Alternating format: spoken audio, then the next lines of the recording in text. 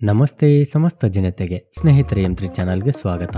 Recent ಆಗಿ ನಡೆದಿರೋ ಒಂದು movie function ಅಲ್ಲಿ ಒಬ್ಬ ಆಂಕರ್ ತಮಿಳ್ ಆಕ್ಟರ್ ಕಾರ್ತಿ ಅವರಿಗೆ ಸರ್ ನಿಮ್ಗೂ ಲಡ್ಡು ಬೇಕಾ ಅಂತ ಕೇಳಿದ್ರು. ಅದಕ್ಕೆ ನಟ ಕಾರ್ತಿ ಅವರು ತಮಾಷೆಯಾಗಿ ಅಯ್ಯೋ ಅದೆಲ್ಲ ಸೆನ್ಸಿಟಿವ್ ವಿಷಯ ರೀ, ನನಗೆ ಯಾವ ಲಡ್ಡು ಬೇಡ ಅಂತ ನಗ್ತಾ ಆಂಕರ್ಗೆ ಹೇಳಿದ್ರು. ಆಲ್ರೆಡಿ ತಿಮ್ಮಪ್ಪನ ಪ್ರಸಾದಕ್ಕೆ ಕಲಬೆರಕೆ ಮಾಡಿ ಹಿಂದೂಗಳ ಮನೋಭಾವ ಹಾಳು ಮಾಡಿದ್ದಾರೆ. ಅದರಲ್ಲೂ ನಟ ಕಾರ್ತಿ ಅವರು ಸಿನಿಮಾ ಫಂಕ್ಷನ್ ಅಲ್ಲಿ ತಮಾಷೆಯಾಗಿ ಹೇಳಿರ್ತಕ್ಕಂಥ ಮಾತಿಗೆ ಸಿನಿಮಾ ಫಂಕ್ಷನ್ ಗಳಲ್ಲಿ ನೀವೇನ್ ಬೇಕಾದ್ರೂ ಮಾತಾಡಿ, ನೀವ್ ಹೀರೋ, ಈವನ್ ನಾನು ಹೀರೋ, ಅದು ಬಿಟ್ರೆ ಸನಾತನ ಧರ್ಮಕ್ಕೆ ಆಗಿರ್ತಕ್ಕಂಥ ಕಳಂಕನ ತಮಾಷೆಯಾಗಿ ಯಾರು ಮಾತಾಡಬೇಡಿ. ಇನ್ ಕೇಸ್ ಸನಾತನ ಧರ್ಮಕ್ಕೆ ಮಾಡಿರೋ ಕಳಂಕದ ಬಗ್ಗೆ ನಿಮ್ಗೇನಾದ್ರೂ ಮಾತಾಡಬೇಕು ಅಂತ ಅನ್ಸಿದ್ರೆ ಮಾತಾಡಿ, ಇಲ್ಲಾಂದ್ರೆ ಸೈಲೆಂಟ್ ಆಗಿರಿ ಅಂತ ಹೇಳಿದ್ರು. ವಿಷಯ ತಿಳ್ಕೊಂಡ ನಟ ಕಾರ್ತಿ ಅವರು ಇಮಿಡಿಯೇಟ್ ಆಗಿ DCM ಪವನ್ ಕಲ್ಯಾಣ್ ಅವರೇ, ನಾನೊಬ್ಬ ಹಿಂದೂ, ನಾನು ವೆಂಕಟೇಶ್ವರ ಸ್ವಾಮಿ ಭಕ್ತ, ನಾನು ಹೇಳಿರ್ತಕ್ಕಂಥ ಮಾತು ಉದ್ದೇಶ ಪೂರ್ವಕವಾಗಿ ಹೇಳಿಲ್ಲ, ದಯವಿಟ್ಟು ನನ್ನ ಕ್ಷಮಿಸಿ ಅಂತ ಟ್ವಿಟರ್ ಮೂಲಕ ಇಮಿಡಿಯೇಟ್ ಆಗಿ ಅಪಾಲೈಸಿ ಹೇಳಿದ್ರು. ಇನ್ನೊಂದ್ ಕಡೆ ಆಂಧ್ರ ಪ್ರದೇಶದ ಡಿಪ್ಯೂಟಿ CM ಪವನ್ ಕಲ್ಯಾಣ್ ಅವರು ತಿರುಪತಿ ತಿಮ್ಮಪ್ಪನ ಲಾಡು ಕಲಬೆರಕೆ ಆಗಿರೋದ್ರಿಂದ ಜಗನ್ ಮೋಹನ್ ರೆಡ್ಡಿ ಅವರು ಹಿಂದೂಗಳ ಮನೋಭಾವಗಳ ಜೊತೆ ಆಟ ಆಡಬೇಡಿ ಅಂತ ಪ್ರೆಸ್ ಮೀಟ್ ಅಲ್ಲಿ ಹೇಳಿದ್ರು.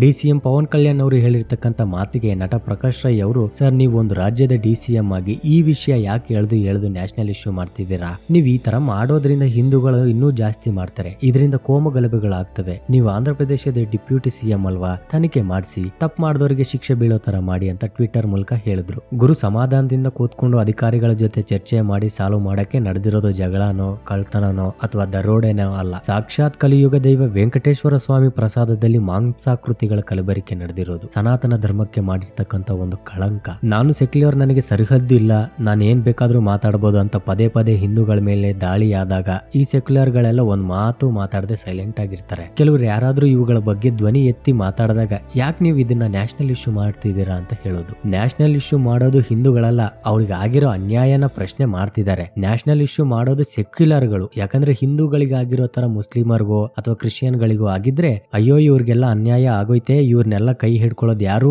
ಇಲ್ಲಿರೋ ಸರ್ಕಾರ ಚೆನ್ನಾಗಿಲ್ಲ, ಅದೇನು ಸರಿಯಾಗಿ ಕೆಲಸ ಮಾಡ್ತಾ ಇಲ್ಲ ಅಂತ ಕತೆ ಪುರಾಣಗಳನ್ನ ಇಡೀ ಪ್ರಪಂಚಕ್ಕೆ ಟ್ವಿಟರ್ ಮೂಲಕ ಅಥವಾ ಮೀಡಿಯಾ ಮೂಲಕ ಕೋಳಿ ಕೂಗ್ದಂಗೆ ಕೂಗಿ ಹೇಳಿದ್ರು, ಇನ್ ಮುಂದನೂ ಹೇಳ್ತಾರೆ. ಇವ್ರಿಗೆಲ್ಲ ಹಿಂದೂಗಳಿಗಾಗಿರೋ ಅನ್ಯಾಯ ಕಾಣಿಸಲ್ಲ, ಇವ್ರಿಗೆ ಬರೀ ಕ್ರಿಶ್ಚಿಯನ್ ಹಾಗೆ ಮುಸ್ಲಿಮರ ಮೇಲೆ ಆಗಿರೋ ಅನ್ಯಾಯಗಳೇ ಕಾಣಿಸ್ತವೆ. ಅದು ಬೇರೆ, ಇವರಿಗೆ ಕೆಲವು ರಾಜಕಾರಣಿಗಳು ಓಟ್ಗೋಸ್ಕರ ಸಪೋರ್ಟ್ ಮಾಡ್ತಾರೆ. ನಾವು ಸೆಕ್ಯುಲರ್ಗಳು ಅಂತ ಹೇಳ್ಕೊಂಡು ಆಡೋ ಮಾತುಗಳಿಗೆ ಕೆಲವೊಂದ್ಸಲ ಅನ್ನಿಸ್ತಿರುತ್ತೆ ಇದು ಹಿಂದೂಗಳ ದೇಶನ ಅಥವಾ ಹಿಂದುಳಿದ ದೇಶನ ಅಂತ. ಸ್ನೇಹಿತರೆ, ತಿಮ್ಮಪ್ಪನ ಲಾಡು ತಯಾರಿಕೆಯಲ್ಲಿ ಆದಂತ ಕಳಂಕದ ಬಗ್ಗೆ ಅಧಿಕಾರದಲ್ಲಿರೋರು ಮಾತಾಡಿಲ್ಲ ಅಂದ್ರೆ ಸಾಮಾನ್ಯ ಪ್ರಜೆನ ಮಾತಾಡಕ್ ಬಿಡ್ತಾರ? ಪ್ರಕಾಶ್ ರೈ ಸರ್ ನೀವೇನ್ ಮಾತಾಡ್ತಿದ್ದೀರಾ ಅಥವಾ ನೀವೇನ್ ಟ್ವೀಟ್ ಮಾಡ್ತಿದ್ದೀರಾ ಅನ್ನೋದ್ರ ಬಗ್ಗೆ ಒಂದ್ಸಲ ಯೋಚನೆ ಮಾಡಿ, ಆಮೇಲೆ ಆ ಕೆಲಸನ ಮುಂದುವರಿಸಿ ಅಂತ ಡಿಪ್ಯೂಟಿ CM ಪವನ್ ಕಲ್ಯಾಣ್ ಅವರು ಪ್ರಕಾಶ್ ರೈ ಅವರಿಗೆ ವಿಡಿಯೋ ಮೂಲಕ ಹೇಳಿದ್ರು. ಇದಕ್ಕೆ ಪ್ರತ್ಯುತ್ತರವಾಗಿ ನಟ ಪ್ರಕಾಶ್ ರೈ ಅವರು, ಸರ್ ಟ್ವೀಟ್ ಮಾಡಿರೋ ಉದ್ದೇಶನೇ ಬೇರೆ, ನೀವು ಮಾತಾಡ್ತಿರೋ ಉದ್ದೇಶನೇ ಬೇರೆ. ನಿಮ್ಗೆ ಟೈಮ್ ಇದ್ರೆ ನಾನು ಟ್ವೀಟ್ ಮಾಡಿರೋ ಮೆಸೇಜ್ ಒಂದ್ಸಲ ಓದಿ, ನಾನು ಶೂಟಿಂಗ್ಗೋಸ್ಕರ ಔಟ್ ಆಫ್ ಕಂಟ್ರಿಗೆ ಬಂದಿದ್ದೀನಿ, ನಾನು ಇಂಡಿಯಾಗೆ ಬಂದ್ಮೇಲೆ ಇದ್ರ ಬಗ್ಗೆ ಮಾತಾಡೋಣ ಅಂತ ವಿಡಿಯೋ ಮೂಲಕ ಕೂಲಿಂಗ್ ಗ್ಲಾಸ್ ಹಾಕೊಂಡು ಕಲರಿಂಗ್ ಕೊಟ್ರು. ಸ್ನೇಹಿತರೆ, ಪ್ರಕಾಶ್ ರೈ ಅವರು ಮ್ಯಾನೇಜ್ ಮಾಡೋಕ್ ಮಾತಾಡಿದರೋ